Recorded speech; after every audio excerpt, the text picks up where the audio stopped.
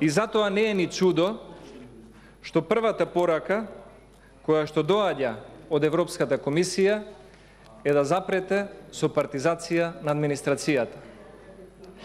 И затоа сметам дека вработувањето на 40 советници, меѓу кои ќерката на Тито Петковски, синот на Самка Ибраимовски, Зоран Верушевски, Маријан Забрчанец, кој до вчера изиграваше независен критичар за образование, Бубо Каров Цацко и многу други, владата ја чини во моментов 40 вработени советници се 384.000 евра годишен товар за буџетот на Република Македонија.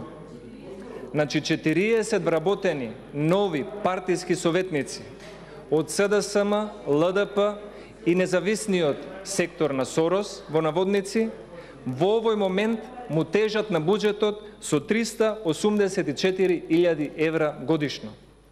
Тоа значи непотребно оптоварување на буџетот. Тие средства можеле да му бидат дадени на Универзитетот Свети Кирил и Методи во Скопје.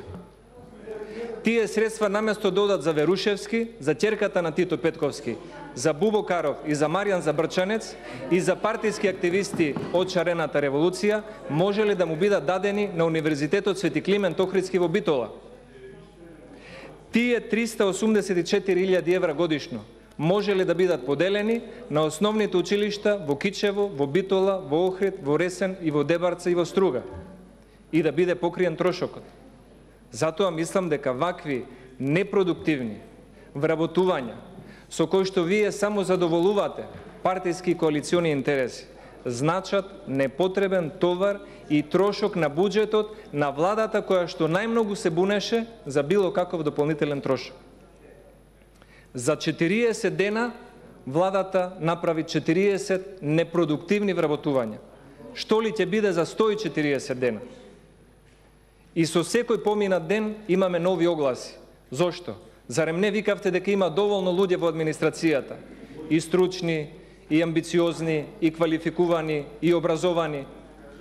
А ако ги има тие луѓе, тогаш нема потреба од 40 нови вработувања за 40 дена, кои што буџетот ќе го оптоварат со речиси 400.000 евра годишно.